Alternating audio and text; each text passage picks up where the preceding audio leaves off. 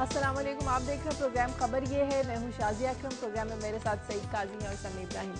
हम बात अभी करेंगे कल पंजाब में होने वाले ज़िमनी इंतखाबात की, जिसमें मुस्लिम लीग नून ने मैदान मारा है। सूबे की 8 नशस्तों में से 7 नून को मिली हैं, एक काफ लीग के हाथ लगी है, जबकि सिंध असम्बली की नशस्त पर 108 जो हल्का था, इसमें पाकिस्तान पीपल्स पार्टी ने मैदान मारा है। लेकिन क्या कल ज़ाब्ता इखलाक का ख्याल रखा गया? क्या कानून की पासदारी की गई? क्या वाकई ज़िमनी इंतखाबात मकबूलियत जांचने का एक पैमाना है? आज हम इस पर बात करेंगे और हमारा आज का सवाल भी इसी से जुड़ा है। सवाल हमारा ये है कि क्या ज़िमनी इंतखाबात के नताइज की मदद से होने वाले जो आम इंतखाबात हैं, इनके नताइज का अंदाज़ा लगाया जा सकता है? इस पर आप हमें अपनी राय दीजिए, ईमेल कीजिए, SMS कीजिए, टेलीफोन कॉल के जरिए हमारे सवाल का जवाब दीजिए। इसके अलावा और कुछ खबरें हैं। सबसे पहले समी साहब से पूछते हैं। जी समी साहब। शाजी, आपने ज़िमनी इंतखाबात का जिक्र किया तो मैं आपको आज थोड़ा सा जो कॉन्स्टिट्यूंसीज में जो वोट डाले गए हैं, टर्नआउट के बारे में बताऊंगा, वोटर्स ट्रेंड्स के बारे में बताऊंगा और थोड़ा सा कंपैरिजन करेंगे कि 2008 के इंतखाबात में इन पार्टियों ने कितने वोट हासिल किए और इस इलेक्शन में किस तरह उन्होंने अपनी कारकर्दगी दिखाई। फिर इसके अलावा कल एक कमीशन कायम किया गया कि जो लाल मस्जिद ऑपरेशन हुआ था उसकी तहकीकात की जाए। इस पर देखेंगे कि इसका जो स्कोप है उसके बारे में बात की जा रही है कमीशन का, और दूसरा इसकी टाइमिंग के बारे में गौर करेंगे कि क्योंकि उस वक्त हुकूमत मुस्लिम लीग काफ की थी, तो अब इलेक्शन से सिर्फ 1-2 महीने पहले ये इसको एक कमीशन बना के, तो क्या मकसद है, क्या इसके पीछे कोई पॉलिटिकल मोटिव तो नहीं है कि इलेक्शन से पहले एक खास पार्टी को मजीद तनकीद का निशाना बनाया जाए। फिर इसके अलावा शाजिया PTI तहरीक इंसाफ ने अपना जो हेडक्वार्टर है वो था उनका इस्लामाबाद, वो अब उन्होंने लाहौर में उसको शिफ्ट कर दिया, जिससे लग रहा है कि अब वो भी जो इंतखाबी मार्का है उसके लिए अपने आप को तैयार करने के लिए वो पंजाब में पहुंच गए हैं। इसके अलावा शाजिया खबर ये आई है कि चाइना ने ये ऐलान किया है कि वो सब्जियां और फ्रूट चांद और मरीख पर उगाएगा। और उसके लिए वो अगले साल एक वहाँ पर भेजेंगे मिशन जो पहले तैयारी करेगा, लेकिन यहाँ पर उन्होंने तजुर्बे किए हैं वैसी ही सिचुएशन और कंडीशंस क्रिएट करके, तो उसमें उनका तजुर्बा वो बहुत कामयाब रहा है। मरीख पे तो नहीं हम रहते, अब रह भी सकेंगे तो वहाँ पर वो ये सब्जियाँ जो हैं वो उगाएंगे। इसके अलावा शाजिया एक आजकल जो पाकिस्तानी रुपया है वो उसकी कीमत में कमी हो रही है, जिससे हमें पता ही नहीं चल रहा, लेकिन बैठे बैठे हमारी वेल्थ वाइप आउट हो रही है। इसका तज़किरा करेंगे कि ये क्यों पाकिस्तानी रुपया उसमें कमी हो रही है। क्या ये स्पेकुलेशन की वजह से है और कुछ लोग मखसूस जो हैं वो इससे मफाद उठा रहे हैं। और फिर आखिर में कायद साहब जो इंटरनेशनल कॉल्स के हवाले से बात थी, बिल आखिर वो सुनी गई है, और जो कॉल्स पर एक्स्ट्रा टैक्स लगाया गया था इंटरनेशनल कॉल पर, जो बाहर से हमें लोग कॉल करते थे, वो हुकूमत ने विड्रॉ कर लिया है, लेकिन सिर्फ एक दिन पहले, क्योंकि आज हाई कोर्ट में उसके बारे में हुकूमत ने जवाब भी देना था। सही काजी साहब। शाजिया, आगाज में मैं बात करूंगा कि नैब ने एतराज़ किया है सुप्रीम कोर्ट पे, और ये कहा है उनके जो वकील हैं कि जी आप जिस तरह से हम पे निगाह रखे हुए हैं कि हमसे काम नहीं होता, और हम जो और ख़ास तौर पे जो हाई प्रोफाइल केसेस हैं, इस पे सुप्रीम कोर्ट के जो रिमार्क्स हैं उन्होंने भी सीरियसली इस पे गौर किया। मगर ख़ुद ही उनके जो प्रोसिक्यूटर जो वकील हैं उनके, वो कह रहे थे कि जी ख़ास तौर पे अदनान ख्वाजा का केस है या ये जो तौकीर सादक का केस और ये हाई प्रोफाइल केस।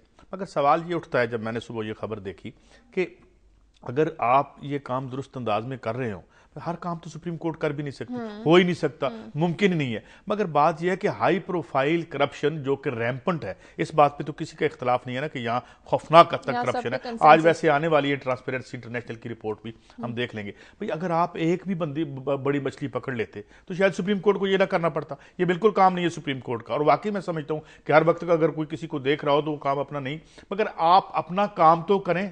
कोई एक बड़ी मछली नेट की है आपने अब तक नहीं की, तो फिर सुप्रीम कोर्ट ही पूछेगी और सारी लोग सुप्रीम कोर्ट की तरफ भी देखते रहेंगे, which is not a right course of action. इस पे बात करेंगे। फिर एक इलेक्शन के हवाले से ही एक वीडियो शाही सैयद साहब ने दी है इलेक्शन कमीशन को, और ये दुनिया न्यूज़ की खबर आज, इस पे अपने हम नुमाइंदे से आमर सईद से भी बात करेंगे। इल्ज़ाम इसमें यह लगाया गया है कि जो इलेक्शन कमिश्नर हैं कराची के, वो 9-0 में बैठ के जी वोट बना रहे हैं, और जिस पे वासे जलील साहब की एक कंट्रडिक्शन भी आई है। उन्होंने कहा है जी ये जाली वीडियो है, मगर आज खबर यह है कि कुछ मजीद शवाहिद लेके जा रहे हैं इस्लामाबाद शाही सैयद साहब। तो अपने नुमाइंदे से बात करेंगे, दूध का दूध क्या है और पानी का पानी क्या है। अगर ये झूठ है तो इसको रबिश करें, अगर ये सच है तो उस पर बात करें। और आखिर में इलेक्शन का ही दिन है, तो आज मैं बड़े कुछ दिलचस्प फैक्ट्स एंड फिगर शेयर करूंगा शाजिया। ये जो पिछला यूएस इलेक्शन हुआ है, इसमें मैं बड़े दिनों से एक फिगर ढूंढ रहा था कि आखिर ये जो 2000 में 2 बिलियन इकट्ठे हुए थे इलेक्शन के लिए, फिर उसके बाद 2.5 बिलियन, फिर 4, फिर 6, तो ये $6 बिलियन जो खर्च हुआ है, इसमें से मेजर शेयर किसने दिया है? बड़ी हैरत अंगेज फिगर्स आपके सामने आएंगी कि 1% लोगों ने इसका कितना हिस्सा दिया और 99% लोगों ने इस फंड का कितना हिस्सा दिया। तो इससे हम अंदाजा लगा लेंगे और फिर साथ कुछ और हकायक भी इसके साथ जोड़ेंगे कि क्यों फिर एक इतनी बड़ी सो कॉल्ड डेमोक्रेसी जो है वो 1% के मफादात को तरजीह देती है, उसके पीछे ये फंड है। इस पे बात करें। ब्रेक लेते हैं, ब्रेक के बाद डिटेल्स में बात करें।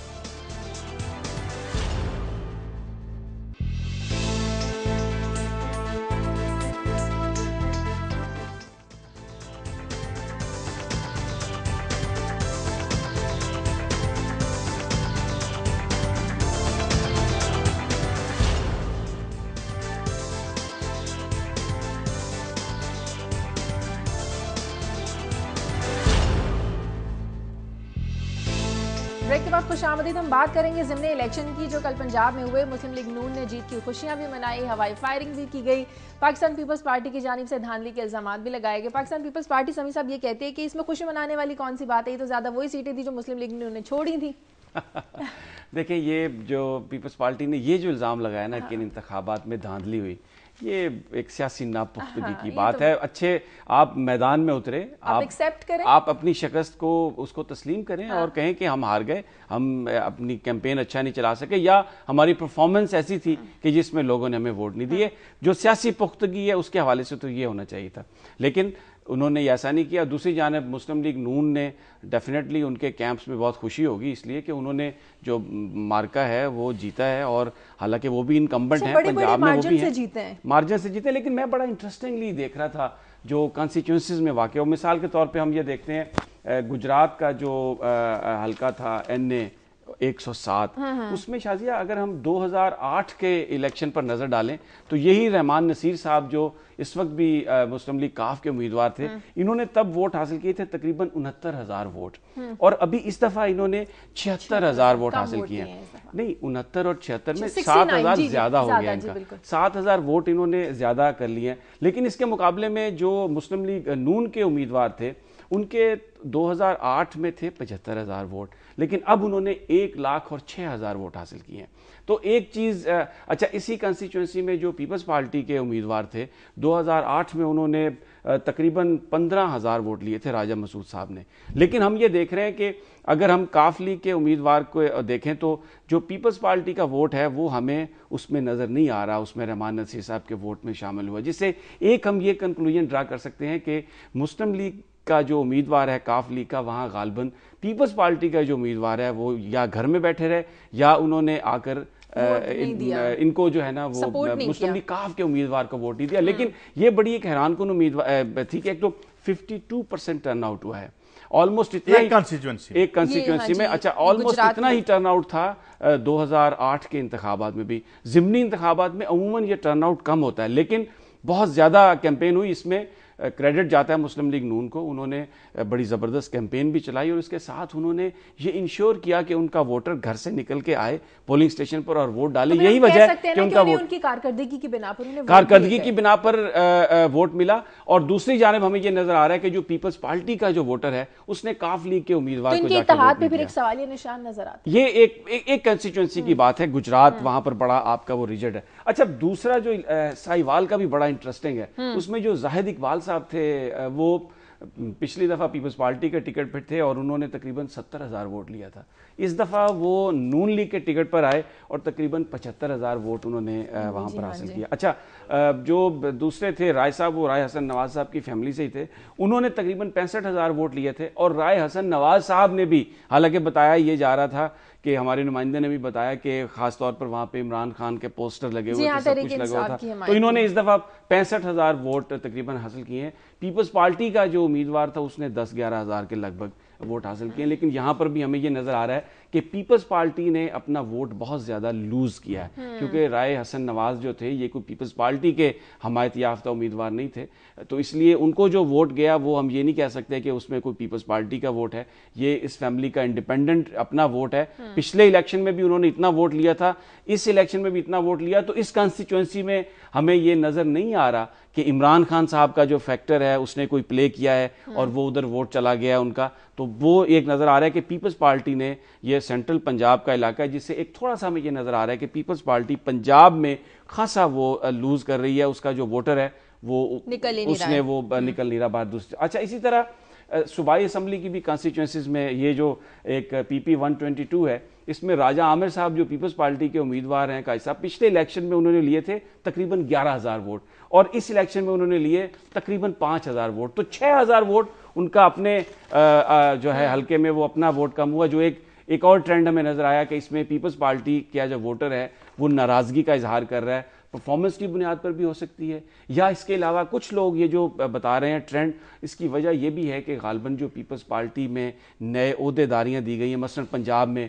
मंजूर वटू साहब को पीपल्स पार्टी का बनाया गया सदर, उन्होंने पार्टी तो ज्वाइन की, लेकिन इसमें अगर मुझे सिर्फ ये सेंटेंस, तो इसमें यह बात है कि क्योंकि जो पीपल्स पार्टी का वर्कर है उनके साथ मंजूर वटू साहब के साथ उसका कोई ताल्लुक नहीं है, तो वो कोई फाल तहरीक या फाल उसको करने में नाकाम रहे। पिछले अगर आप मोहतरमा बेनज़ीर भुट्टो की शहादत के बाद जो पीपल्स पार्टी में एकदम से बूम आया था, उससे लेकर इन 4 सालों में 4.5 सालों में आज हम कहाँ पहुंचे। इंडिविजुअल तो इन्होंने मुझे टर्नआउट बता दी, मगर ओवरऑल जब हम देखेंगे तो शायद 40, मैं अभी कुछ कह नहीं सकता, 40% से कम ही होगी। मसल PPP 122 और 129 में 35% है, तो ये आगे पीछे एडजस्ट करके इसका मीडियन निकालना पड़ेगा। मगर बात क्या है, बात यह है कि समी साहब ने सारी गुफ्तगू में एक बड़ी अच्छी बात कही, राय हसन नवाज साहब के हवाले से उन्होंने कही कि जनाब उनके जाती वोट है।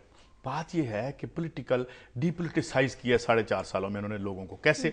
मसलन जैसे मैं कहता हूं कि जो समी साहब से एक फिक्रे में कहते हैं डिलीवर नहीं किया, मगर मैं जरा कंक्रीट टर्म्स में कहता हूं, अमीर को इन्होंने जो है टैक्स हॉलीडे दी, गरीब आदमी पे टैक्स लगा दिया, ठीक है। उसके बाद लोगों का, पीपल्स पार्टी का मजाक उड़ाया उन्होंने। कैसे मजाक उड़ाया अपने वर्कर का कि जो जियाउल हक के कातलों के साथ जिनकी तस्वीरें सोशल मीडिया पे चल रही हैं उनको पंजाब का प्रेसिडेंट बना दिया। तो ये सारे जो फैक्टर्स हैं, और इसीलिए मैं समझता हूं कि बिल्कुल शहबाज शरीफ जो जरदारी साहब की जो पॉलिसी है वो बिल्कुल इन लाइन है उसके मुताबिक जो वो इलेक्टेबल्स ढूंढ रहे हैं। मसलन वो सिंध के अंदर, सिंध में 35,000 वोट लेके PPP का उम्मीदवार जीता है, उसके मुकाबले में 25,000 किसी ने ली, तो बहुत लो टर्न आउट रेट, 1.5-2 लाख। इसमें मैं आपको फैक्ट्स आप पहले बात करने से पहले, ये पिछले इलेक्शन में भी टर्न आउट 40% था, और मैं आपको बता दूं कि जो पिछला इलेक्शन था उसमें जो पीपल्स पार्टी के उम्मीदवार थे उसके 34,872 वोट थे, और अब इस दफा तो 2008 की वोटर लिस्ट और अब भी निकाल लेना 2.5%, तो आप कितने वोटर लिस्टें बनाई हैं? 2008 से और 2012 तक आपकी आबादी कांस्टेंट रही है,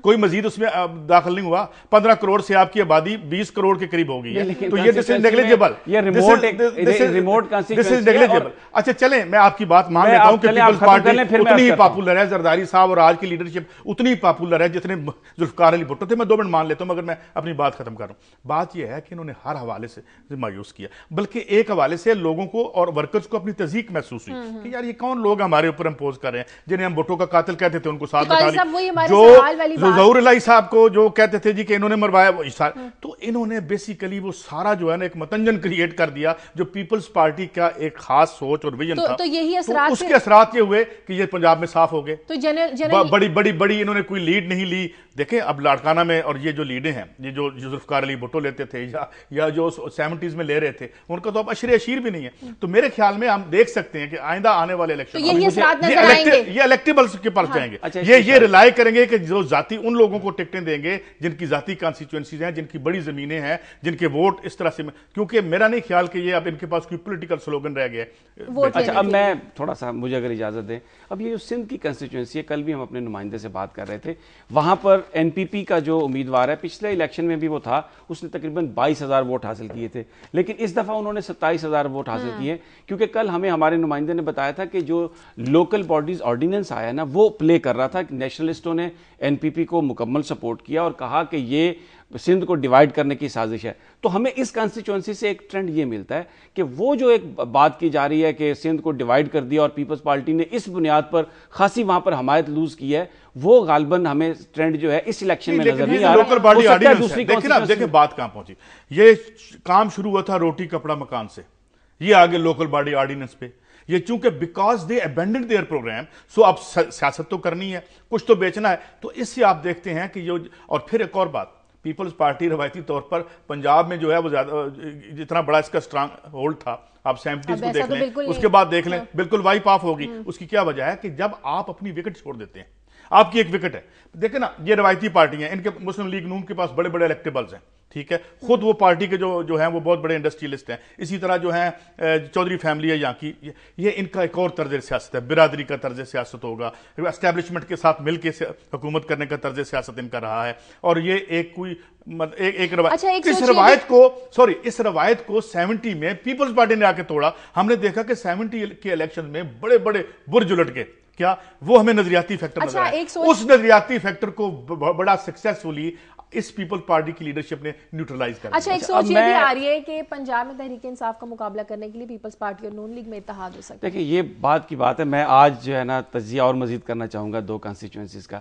एक में जो गुजरांवाला की जो कॉन्स्टिट्यूंसी है, इसमें पीपल्स पार्टी के जो उम्मीदवार थे लाला साहब, उन्होंने गुज़श्ता जो इलेक्शन था उसमें 23,000 वोट तकरीबन हासिल किए थे। लेकिन इस दफा जो पीपल्स पार्टी का उम्मीदवार है उसने तकरीबन 16,700 वोट हासिल किए। यहां पर भी हमें जो पीपल्स पार्टी का वोट बैंक है वो कम होता हुआ नजर आ रहा है। अच्छा, जो एक इंटरेस्टिंग कंस्टिट्यूएंसी थी PP 226, जो इकबाल अहमद लंगड़ियाल साहब की जो मिसेज हैं वहां पर उन्होंने इलेक्शन लड़ा। अब जो इकबाल लंगड़ियाल थे 2008 में काजी साहब उन्होंने वोट हासिल किए थे 29,955, यानी तकरीबन 30,000 वोट। उनकी जो बेगम साहब हैं उन्होंने 35,000 वोट हासिल किए। तो बेसिकली उन्होंने अपने वोट बैंक में इजाफा तो किया, लेकिन उसके मुकाबले में जो नून लीग का उम्मीदवार है उसने लिए 42,000 वोट। अब उसमें बड़ा मार्जिन आया। लेकिन ब्रेक के बाद बात कर लेते हैं। ब्रेक का वक्त है, ब्रेक के बाद बात करेंगे।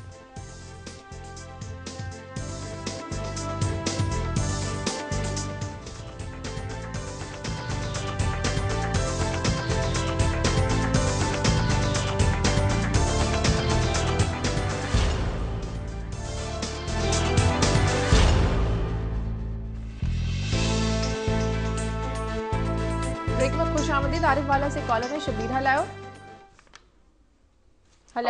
जी, वालेकुम सलाम। जी वालेकुम सलाम। देखिए मैडम, बात यह है कि मैंने एक सवाल करना था समी इब्राहिम से। कीजिए जी। देखिए बात यह है कि मैं आरिफ वाला का रहायशी हूँ, ठीक है। इसमें देखें कि पीपल पार्टी ने नून लीग का कोटा बंद कर दिया है गैस का, ठीक है। उसमें मुझे ये बताएं कि हम ना पीपल पार्टी के ना नून लीग के, ठीक है। बात यह है कि ये हमारा हक है। 1 साल हो गया हमें दरख्वास्त दी हुई है कि ID हमारी लगी, डिमांड नोटिस नहीं जारी हो रहे। दूसरा ये कि यहाँ पे 35 से लेकर 40,000 रुपए लेकर वो कनेक्शन लगा रहे हैं वो गैस वाले महकमे वाले। मुझे बताएं कि ये हमारा एक हक है वो नहीं हमें मिल रहा है। दूसरा जो CNG जिसमें देखें बड़े बड़े मुलाजिम हैं, इधर उनका शेयर है, उनके अपना कि नादा दोस्तों का शेयर है, उनका अजीजों का शेयर है। मुझे ये बताएं कि ये हमारे लिए नाइंसाफी क्यों हो रही है। ये पीपल पार्टी ने हमसे कब वोट नहीं लेने हमसे, मुझे बताएं ये हमें क्यों परेशान कर रहे हैं। ये हमारे फैमिली मेंबर आरिफ वाला में 208 है, एक का भी नहीं काम हुआ। मुझे ये बताइए, मेरी आसफ जरदारी से रिक्वेस्ट है कि इस पर तवज्जो फरमाएं। जो ये गैस के महकमे वाले लोग हैं ना जो रुपया ले रहे हैं, मुझे बताएं। बहुत शुक्रिया शुक्रिया। ये एक उन्होंने जो मामला उठाया बड़ा ये इंपॉर्टेंट मामला है कि सियासी बुनियादों पर अगर आप कोटा बंद करें आम लोगों का, तो ये तो बहुत ही अफसोसनाक बात है। सियासत का ये मतलब नहीं है कि आप अपने जो मुखालिफ पार्टी के लोग हैं आप उनका कोटा बंद कर दें, लेकिन अनफॉर्चुनेटली ये हो रहा है। और ये उन्होंने जो बात बड़ी पॉइंट आउट की है कि ये बताएं पीपल्स पार्टी ने वोट लेने या नहीं। अभी हम जो जिक्र कर रहे हैं ज़िमनी इंतखाबात में, वहां पर यही हुआ है, जहां पर क्योंकि पीपल्स पार्टी ने डिलीवर नहीं किया तो हमें यह नजर आ रहा है कि वोटर्स पीपल्स पार्टी के जो वोटर हैं उन्होंने पीपल्स पार्टी के उम्मीदवारों को वोट नहीं दिए, जिसकी वजह से वो ज़िमनी इंतखाब में हार गए। अब काई साहब, मैं ये PP 226 की बात कर रहा था ब्रेक पे जाने से पहले। मुस्लिम लीग काफ और पीपल्स पार्टी ने अलायंस इसलिए किया, उनका यह ख्याल है कि जो मजबूत उम्मीदवार मिलेंगे, दोनों पार्टीज के वोट इकट्ठे होंगे तो हम नून लीग को हरा देंगे। अब अगर हम इस हल्के पर देखें ना, तो जो 2008 का इलेक्शन था उसमें मुस्लिम लीग काफ के जो जीते थे इकबाल लंगड़ियाल, उनके 30,000 वोट थे, और जो पीपल्स पार्टी के उम्मीदवार थे तालिब लंगड़ियाल, उनके तकरीबन 15,000 वोट थे। इन दोनों को मिलाएं तो ये बन जाते हैं 45,000 वोट। लेकिन जो मुस्लिम लीग नून का उम्मीदवार जीता है उसके वोट आए हैं 42,000। तो अगर ये दोनों पार्टीज जैसे कि ऊपर के टॉप की लीडरशिप सोच रही थी कि हमारे वोट इकट्ठे हो जाएंगे तो हम नून को हरा देंगे, अगर ये मटेरियलाइज हो रहा होता तो आज वहां पर मिसेज इकबाल लंगड़ियाल जीत गई होती। लेकिन ऐसा नहीं हुआ, क्योंकि जो पीपल्स पार्टी का, अगर हम ये अज्यूम कर लें कि 35,000 वोट जो मिसेस इकबाल को मिले हैं, उसमें से एक तो उनका अपना वोट बैंक जो इंटैक्ट रहा और दूसरा पार्टी के जो 14,000 थे उनमें से सिर्फ 5,000 वोट उनके पास गए। एक मुझे बात खत्म करने थे, 35 हो गए। लेकिन उसके मुकाबले में आप नून को देखें, मुस्लिम लीग नून के जो जोया साहब थे उनके सिर्फ वहां पर 15,000 वोट थे 2008 के इलेक्शन में, अब उनके 42,000 वोट आए हैं। उन इलेक्शन में एक आजाद उम्मीदवार भी था, उसने भी इस वक्त नून का साथ दिया, उसके भी 15,000 वोट थे, उनके मिला के 30,000। लेकिन इसके बाद जो चीज हमें नजर आई कि एक्स्ट्रा जो उन्होंने 12-13,000 वोट लिए हैं, उसकी वजह यह थी कैंपेनिंग जबरदस्त, और उसके लिए हमजा शहबाज साहब ने बड़े दौरे भी किए, बल्कि उन्होंने जो अपनी जो एक स्पोर्ट्स बोर्ड का ओहदा था उसको भी उन्होंने, उससे भी रिजाइन किया। तो कैंपेनिंग, इसके मुकाबले में जो पीपल्स पार्टी की लीडरशिप, जो मैंने पहले कहा, अब मंजूर वट्टू साहब को ना पार्टी में कोई जानता है ना उनके कहने से आगे आएगा, तो ये एक बड़ा जबरदस्त ट्रेंड है। देखिए, जब आमतौर पर बात होती है ना शाजिया, हम सियासतदानों से बात करते हैं तो एक बड़ा फिक्रा आजकल ना मुस्तामल हो गया। पहले तो जमहूरियत का हुस्न बड़ा मुस्तामल था, उसका तो खैर समी साहब ने तिया पांचा कर दिया है। एक और था कि सियासत में कोई परमानेंट दुश्मन या दोस्त नहीं होते। सियासत में गोया, मगर एक अर्ज है हमारे अपने लीडरों से, मुमकिन है कि समाज की उस परत जिसमें आप हों वहां इखलाकियात के ये दायमी उसूल खत्म हो चुके हों, मगर नीचे हैं लोग एक अपने मॉरल वैक्यूम में नहीं रहते। अगर आपने उनसे लिंक करना है, आपने लिंक करके एक मूवमेंट बनानी है, चाहे वो नवाज शरीफ साहब हो या चाहे वो कोई हो, तो आप उनसे इस टर्म में बात नहीं कर सकते। आम आदमी गली में बैठ के अपने दोस्त को यह नहीं कहता कि तुम्हारी मेरी दोस्ती हतमी नहीं है, उसकी दोस्ती भी हतमी है, उसकी दुश्मनी भी हतमी है। तो ये जो हाँ, जब आप आपस में ताले आजमाई कर रहे हैं, एक दूसरे को आउटविट कर रहे हैं, तो उस लड़ाई में बेशक आप ये चालाकी और ये रखें, मगर आवाम से जब आप बात करते तो खरी और सच्ची बात करें, क्योंकि लीडर वही चले हैं और बने हैं जिन्होंने खरी बात की। इसमें एक और चीज भी सामने आई जो मैं देख रहा था, पीपल्स पार्टी की पंजाब में जो लीडरशिप है, सलमान तासीर साहब जब जिंदा थे तो उस हवाले से कोई ना कोई एक कुछ वादे जो थे वो यानी लोगों से कोई राब्ते में वो रहते थे। खोसा साहब आए हैं, लोगों से कोई राब्ता नहीं है। सदर साहब ने पंजाब का दौरा नहीं किया और ऐवान सदर में कोई पार्टी का वर्कर नहीं जा सकता। मंजूर वट्टू साहब ने कहा आके कि मैं यहाँ पर आए और सारे उकाड़ा से बंदे बुलवा के 5-7 हज़ार एयरपोर्ट पर खूब ड्रामा किया और कहा कि मैं वर्कर्स को फाल करूंगा, लेकिन गवर्नर हाउस में बैठ गए जाके। तो गवर्नर हाउस में तो आम बंदा जा ही नहीं सकता। इसके मुकाबले में हमें यह नजर आया कि शहबाज शरीफ साहब जो थे वो हुकूमत कर रहे थे, लेकिन नवाज शरीफ साहब का पार्टी कारकुनों से राब्ता रहा, उन्होंने पार्टी सेशंस किए, बल्कि रात वो राना सनाउल्लाह साहब आए हुए थे दफ्तर में सलमान गनी साहब की वालदा की ताज़ियत के लिए, तो उनके साथ जो गुफ्तगू हो रही थी उन्होंने बहुत सारी बातें बताई कि किस तरीके से जो मुस्लिम लीग नून है वो पार्टी वर्कर्स के साथ राब्ते में है, और फिर जो कमेटी बना दी जाती है मकामी तौर पर, अगर उसमें कोई किसी के साथ नाइंसाफी हो भी सही तो वो जो वर्कर, अगर मियां नवाज शरीफ के नोटिस में ये बात आ जाए तो ये मुमकिन नहीं है, क्योंकि उन्होंने कहा कि वो बड़ा क्लियरली एक बात है। तो ये एक हमें कनेक्शन नजर आ रहा है जो नून की लीडरशिप है अपने वर्कर्स के साथ, जो इस इलेक्शन में ट्रांसलेट हुआ है। अब अगर सखर के नुमाइंदे हमारे साथ हैं तो उनसे पूछते हैं कि वहां पर ये जो इलेक्शन है, what does it tell us? एकर आप हमारे साथ हैं? जी बिल्कुल। अच्छा एकर, कल आपसे जब बात हो रही थी तो आपने, हम जिक्र कर रहे थे कि वो लोकल बॉडीज ऑर्डिनेंस का हवाले से नेशनलिस्टों ने एनपीपी का साथ दिया है, तो ये जो रिजल्ट आए हैं उसमें हमें ये तो नजर नहीं आ रहा कि पीपल्स पार्टी ने कोई पिछले इलेक्शन के अगर हम देखें कॉन्टेक्स्ट में तो कोई वोट लूज किया है, तो ये फिर इसका हम क्या, इसको आप कैसे इसको बयान करेंगे कि क्या ये वोटर ट्रेंड है? जी मैं आपको ये बताया चलूं कि यहाँ पे सूरत कुछ इस तरह से कि पूरा दिन हम यहाँ के जो कॉन्स्टिट्यूंसी है पूरी इलाके में घूमते रहे और मुख्तलिफ शहरों में जाते रहे। हालांकि ये इलाका जो कि एनपीपी का इलाका था, वहां से उन्होंने क्लीन स्वीप किया। बकाया जो इलाके थे उनमें काफी मुकाबला हुआ। तो अब यहाँ पे मजबूरी तौर पर सूरत इस तरह से रही कि जो एनपीपी का उम्मीदवार था उसको न सिर्फ कॉन्फ्रेंस बल्कि फंक्शनल लीग, शहीद भुट्टो, नून लीग ने भी सपोर्ट की, मगर उसके बावजूद उन्होंने जो है लिमिटेड से वोट यानी जो मुकाबले के थे वो हासिल किए। इसके अलावा मैं आपको बता चलूं कि सिर्फ 25,797 वोट्स का कुछ हमारे पास डिटेल आई थी कि जो एनपीपी के उम्मीदवार ने हासिल किए, और जो डिफरेंस बन रहा है टोटली वो तकरीबन जो है 7,000 वोट का हो रहा है। टोटल वोट कितने थे इस कॉन्स्टिट्यूएंसी में आकर? इसमें टोटल वोट 1,11,000 और कुछ वोट थे, तो जहां पे उनमें से टोटल टर्नआउट रहा है 30 से 40% के दरमियान रहा, तकरीबन 40% रहा है, और 1,50,000 रजिस्टर्ड वोट थे। ठीक है, बहुत शुक्रिया एकरिस जी। आपका ब्रेक लेते हैं, ब्रेक के बाद जब वापस आएंगे तो बात करेंगे कि शायद शाही सैयद ने जो इलेक्शन कमीशन को वीडियो दी है इसकी असल हकीकत है क्या।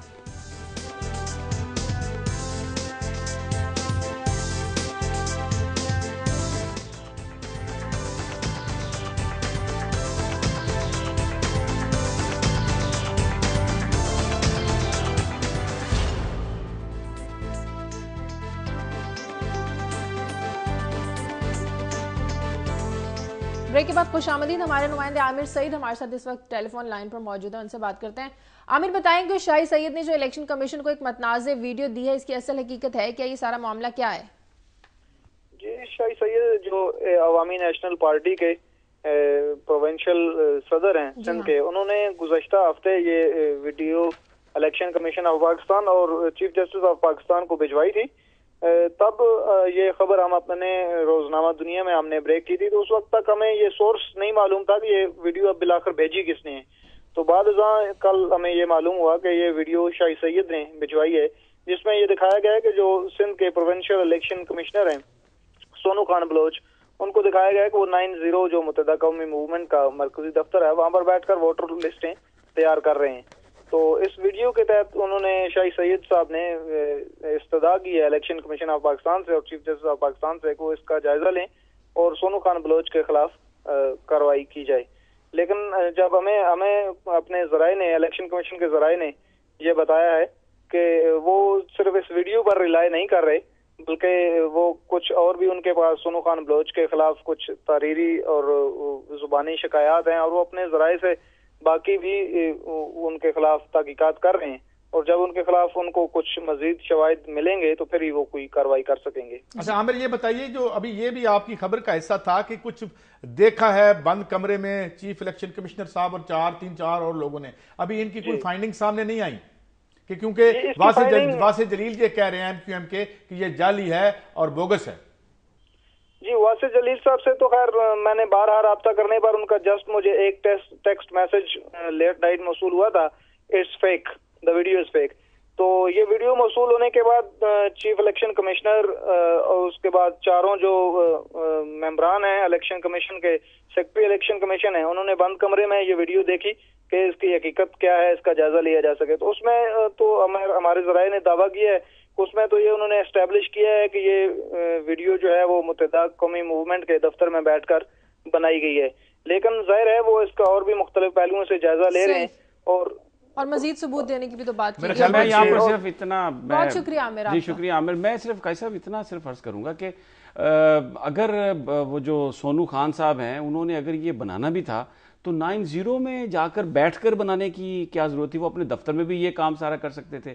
अच्छा, फिर दूसरा मैं नाम से मैं अर्ज कर रहा हूँ कि वो बलोच भी हैं, खान भी हैं। नॉर्मली ये समझा जाता है कि जो एमक्यूएम है वो उर्दू स्पीकिंग उनका है। हाँ। तो ये एक जो बात जो एमक्यूएम अभी ये तहकीकात के बाद ही सामने आएगी कि क्या वो वीडियो असली है या जाली है। लेकिन जो उनका वैसे जो एथनिक बैकग्राउंड लगता है सूबाई इलेक्शन कमिश्नर का, वो मुझे नहीं लगता कि एमक्यूएम के साथ उनका एक फोरेंसिक इसका भी करवा लें जो एनालिसिस है इसका, क्योंकि दुनिया में ऐसे जराए मौजूद हैं। देखिए वीडियो जो है वो असली भी हो सकती है, फेक भी हो सकती है, क्योंकि इसीलिए जो वीडियो है वो अभी तक जो कोर्ट ऑफ लॉ में ये एडमिसिबल एविडेंस नहीं होता, क्योंकि उसमें बहुत सारी चीजें, जैसे मैं आपको बताता हूँ वो वहीदा शाह का जो मामला था, थप्पड़ एक लगा था, तो जब मैं घर में गया तो जो हमारे घर में काम करने वाली लड़की है ना, वो मुझे कहने लगी बहुत मारा जी उसने तो वहीदा शाह को, वो तो थप्पड़ मारे जा रही थी। तो वो इस तरीके से वीडियो, तो ये भी हो सकता है कि वो बहरहाल अब जब तक ये पूरी तहकीकात के बाद बात सामने ना आए, मेरा नहीं ख्याल कि हमें कोई इसमें जंप करना चाहिए। इलेक्शन की बात हो रही है तो मैं कुछ इंटरेस्टिंग फिगर्स मैंने बड़े दिनों से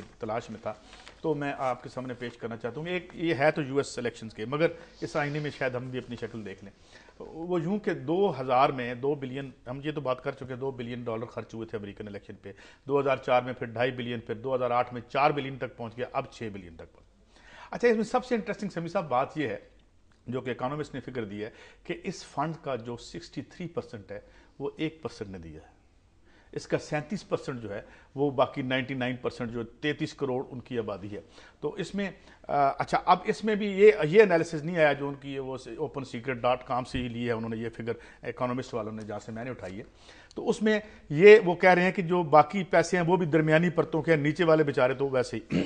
अब सवाल ये है कि जब 1% इतना ह्यूज पैसा कंट्री, अब मैं एक मिसाल लेता हूँ, मिसल जो उनका जो लॉकहीड मार्टिन है उसके पास $400 अरब का ठेका है बनाने। तो अब जब ये 1% आदमी इतना ह्यूज फंड देंगे, और इसमें भी एक और इंटरेस्टिंग बात कि आमतौर पर अगर देखें तो 2000 से 2008 तक अमेरिका की मैशत रूबा जवाल हुई और आम आदमी नीचे गया है, मगर इलेक्शन फंड्स में इजाफा होता चला गया। इसकी एक और वजह भी, इसकी वजह यह है कि इसी ऐसे में हम देखते हैं कि बड़े तेजी से गुर्बत और अमारत का जो फर्क पड़ा है, जिसमें ऊपर एक तरफ 1% जो है उनकी जो आमदनियों में लांदाज इजाफा हुआ, जबकि 99% नीचे जाते रहे। और फिर ये लोग जब इतने पैसे देंगे तो ज़ाहिर ठेके इनको मिलेंगे, कानून। अच्छा, इसमें वो पैसे भी शामिल होते हैं जो आपके कांग्रेसमैन हैं, या मैं एक मिसाल देता हूं कि ओबामा को $7 लाख उन्होंने किया। ये जो फॉसिल फ्यूल्स कंपनीज हैं, अब इस वक्त जो वहाँ पे तूफान आया न्यूयॉर्क में, वो ये कहा जा रहा है कि ये जो फ़िज़ाई तब्दीली आ रही है और ये जो आलूदगी पैदा करने वाला आज तक सबसे बड़ा मुल्क अमेरिका ही है, वहाँ आज तक उन्होंने ऐसा कानून नहीं बनने दिया कि प्रॉफिट का कुछ हिस्सा ये जो ज़मीन हमें एक दफ़ा मिली है, जो हमने हमारे बच्चों ने, जैसे पहले हमारे अजदाद के पास थी, कल हमारे बच्चों के पास होनी है, तो जो लैश किया है उस हरिकेन ने, उसकी वजह भी ये है। तो ये सारा जो खेल है ये अब, और फिर ठेकों का खेल, तो मैं कह रहा था ये सरमायादाराना जमहूरियत कहने की बजाय ऐसे ठेकेदाराना जमहूरियत कह लें। तो ये हो गया है कि ये जो पे कर रहा है उसी के मफादात की जो है वो निगाहदाश्त हो रही है। अच्छा, और मैं हैरान रह गया इजाजत देंगे थोड़ा सा। एक तो मैं ये बताना चाहता हूँ अपने नाजरीन को भी कि क्योंकि आपने तूफान सैंडी का जिक्र किया, तो न्यूयॉर्क में बहुत सारे पाकिस्तानी भी रहते हैं, वहाँ पर रॉकवे का एरिया, ब्राइटन बीच, ये वो बहुत ज़्यादा अफेक्ट हुआ, पाकिस्तानी भी बड़े अफेक्ट हुए। कल के प्रोग्राम में हम अपने नुमाइंदों को भी लेंगे और कुछ अफेक्टीज़ को भी लेंगे और वो सूरत हाल देखेंगे कि वहाँ पर इतनी डेवलप्ड वो इतना कंट्री है, वहाँ पर भी लोगों की अभी तक कतारें लगी हुई हैं और रिहेबिलिटेशन का काम है वो नहीं, और उसमें मिनॉरिटीज़ खास तौर पर पाकिस्तानी बहुत ज़्यादा मुतासर हैं। कल वो हम अपने इसमें शामिल करेंगे। लेकिन आज मैं आपने जो बात कही ना, बिल्कुल आपने दुरुस्त फरमाया कि तकरीबन $6 बिलियन खर्च कैसे हुआ। डायरेक्ट फंडिंग जो थी उम्मीदवारों के लिए वो थी तकरीबन $2 बिलियन की, जो ओबामा और इनकी मिट रोमनी की तकरीबन ऑलमोस्ट एक थी। बाकी को तकरीबन 3.5 या पौने 4 बिलियन डॉलर जो था वो जो पॉलिटिकल एक्शन कमेटीज़ हैं उनके ज़रिए इन्वेस्ट किया गया। लेकिन जो एक इंटरेस्टिंग फिगर मैं आपको कायसा बताना चाहता हूँ कि वो जो तकरीबन 3.5 पौने 4 पॉलिटिकल एक्शन कमेटीज़ के ऊपर खर्च किया गया, उसकी अक्सरियत जो थी उसका तकरीबन 65% फंडिंग मिट रोमनी की हमायत में थी। वो इश्तिहार, वो कैंपेन सारी उस उम्मीदवार की थी जो इलेक्शन हार गया। तो मैं अर्ज करना चाहता हूं उसमें अगर इजाजत ज्यादा जो फंड दिए ना, ये 63% जिनका है, ये बेसिकली रिपब्लिकन्स के। मैं इसका स्प्लिट नहीं दे रहा, अब मैं नहीं, मैं ये नहीं कह रहा रोमनी को गया उसके बाद, मैं ये कह रहा हूं कि इलेक्शन को फंड करने वाले 1% 60 से 70% पैसा लेके आते हैं। मेरा सवाल सिर्फ ये है, तो फिर जब वो बैठ के कानून साजी करेंगे, जब वो हुक्मरानी करेंगे, तो उसकी कोई औकात नहीं होगी जो 99% है, औकात इनकी होगी। लेकिन अब इनकी मर्जी के कानून बनेंगे और इन्हीं की मर्जी के बन रहे हैं। देखें, ट्रिलियंस ऑफ डॉलर जो है पब्लिक मनी खर्च करके इन्होंने सारी बड़े कारोबारों का नुकसान नेशनलाइज कर लिया इन्होंने। ठीक है, आम आदमी को $200-300 भी नहीं दिया इस भूख और गुर्बत में, और गुर्बत की लकीर से अमेरिका के लोग नीचे गिर रहे हैं इस वक्त। और ओबामा, और मैं एक और 7 फिगर दे देता हूं कि इस दफा जो ओबामा को वोट पड़े हैं और वहां 50% से कम टर्नआउट रहा, 9% वोट डालने में कमी, जो पैसे $2 बिलियन इजाफा हुआ फंडिंग में और 9% गिरावट हुई टर्नआउट में, कि आम आदमी मायूस होकर पीछे हट गया और उसने कम वोट डाला, 50% से कम वोट पड़े। मैं इस एस्पेक्ट को कह रहा हूं, बाकी आप स्प्लिट दे दें। मैं ये अर्ज करना चाहता हूं कि मुझे नहीं पता आप इससे क्या कंक्लूजन ड्रॉ करना चाहते हैं, लेकिन मैं सिर्फ ये अर्ज कर रहा हूं कि पैसा ही किसी इंतखाब में, ज़्यादा पैसे का इस्तेमाल ही जीत की ज़मानत नहीं होता।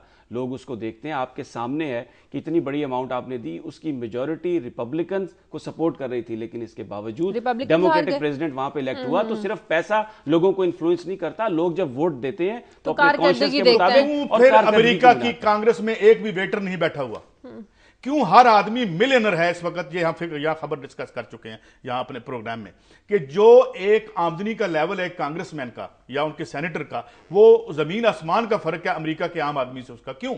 और फिर वही सुने, फिर वही आदमी ऊपर जाता है जो अपनी क्लास बदल ले। देखें, एक वेटर वहां जा पहुंच सकता है। अब वो ओबामा नहीं है जो अफ्रीका में बैठा हुआ था। जब उसने इलेक्शन लड़ा तो मिलियनर बन चुका था, अब और बनेंगे, अल्लाह ताला और भी उनकी। तो उस निजाम में बात यह है कि ये अब ये मखसूस कर दिया गया है पूरी दुनिया में, ये जो सबसे बड़ा डेमोक्रेसी का क्राइसिस आया है, ये मखसूस कर दिया गया है कि मखसूस इनकम। अब देखें, अब मुझे बताएं, नवाज शरीफ साहब एक इंडस्ट्रियल फैमिली, यहाँ पाकिस्तान का देख लेते हैं, चौधरी साहब गुजरात देख लें, जरदारी साहब देख लें, मुझे कोई बताएं कोई मेरी तरह का कोई है गरीब आदमी इस सारे खेल में? तो यहाँ ना अमेरिका में है ना यहाँ है, यही पॉइंट है मेरा। एक कॉल लेने दे, लाहौर से अनवर है। हेलो जी बहन, शादी बहन, अस्सलाम वालेकुम। जी वालेकुम सलाम। बहन, सबसे पहले तो मैंने बहुत ही मुबारकबाद देनी है, आपका ये बहुत वंडरफुल प्रोग्राम है आपका, थैंक यू। और दूसरा समी साहब और काजी साहब, अगेन वंडरफुल एंकर। बहुत प्यारे तजिए इनके जो है ना, ऑल माई प्रेयर्स होता है। Thank you. और आखिरी बात बहन, ये लाहौर की थोड़ी मैंने बात करनी है। लाहौर में एक बड़ा प्यारा वार्डन, ट्रैफिक वार्डन सिस्टम था, लेकिन अनफॉर्चुनेटली मैं केवली ग्राउंड लाहौर का रहने वाला हूँ, तो यहाँ पे जो ट्रैफिक वार्डन वाले जो लोग हैं, ट्रैफिक वाले पुलिस वाले जो हैं, इनकी परफॉर्मेंस अभी बहुत ही डिप्लोरेबल है। खड़े रहते हैं चौकों में, साइडों पे मोबाइल पे बात कर रहे होते हैं और ट्रैफिक रोकते नहीं है और कई एक्सीडेंट होते हैं।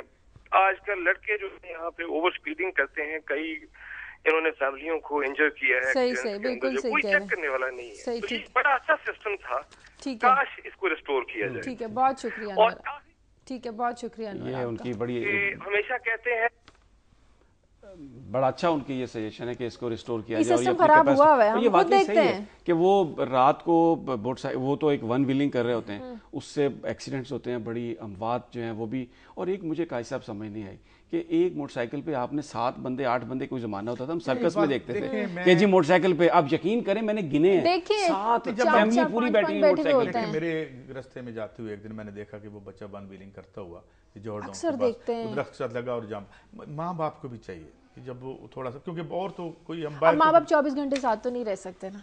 नहीं, बट उनका वो पैसे तो वही देते हैं ना मोटरसाइकिल लेने के, साथ ना रहे लेकिन बच्चे को क्यों मोटरसाइकिल लेके दे रहे हैं? बिल्कुल उनको जरूरत के लिए लेके देते हैं, बच्चा ना जाए, जब तक वो एडल्ट, देखिए फिर भी काउंसलिंग सरकार कुछ करती नहीं है, उन्हें लेना पड़ता है। फिर वो पेरेंट्स भी काउंसलिंग करें और फिर सरकार इंश्योर करे कि सड़क पे कोई बच्चा हेलमेट के बगैर नहीं आएगा और 2 से ज्यादा सवारियां नहीं होंगी, दोनों ने हेलमेट पहनी होगी और वन व्हीलिंग नहीं होगी। अगर ये हो तो इस पे खासी हद तक हम वो काबू पा सकते हैं। अच्छा शादी, एक तो मैं जल्दी से ये जिक्र करना, लाल मस्जिद ऑपरेशन जो है, अब उसके लिए एक कमीशन जो है वो कायम किया गया। मैं रात सारे प्रोग्राम भी देख रहा था, बहुत सारे लोगों से बात हुई, एक सवाल का जवाब कुछ जहनों में है कि ये पुराना वाकया है, 5 साल का, 5.5 साल हो गए और अब ये इलेक्शन आने वाले हैं। इलेक्शन से सिर्फ आपने 1.5 महीने पहले ये इसको एक कमीशन बना दिया और अब 1.5 महीने, यानी उसमें क्योंकि साफ जाहिर है कि मुस्लिम लीग काफ की हुकूमत थी। रात में देख रहा था चौधरी शुजात हुसैन, चौधरी परवेज राय, सबकी बैशिंग हो रही थी क्योंकि, और ये देखिए एक बड़ा कुछ लोगों से मेरी बात हुई, उन्होंने कहा देखें जी कितना खूबसूरत तरीके से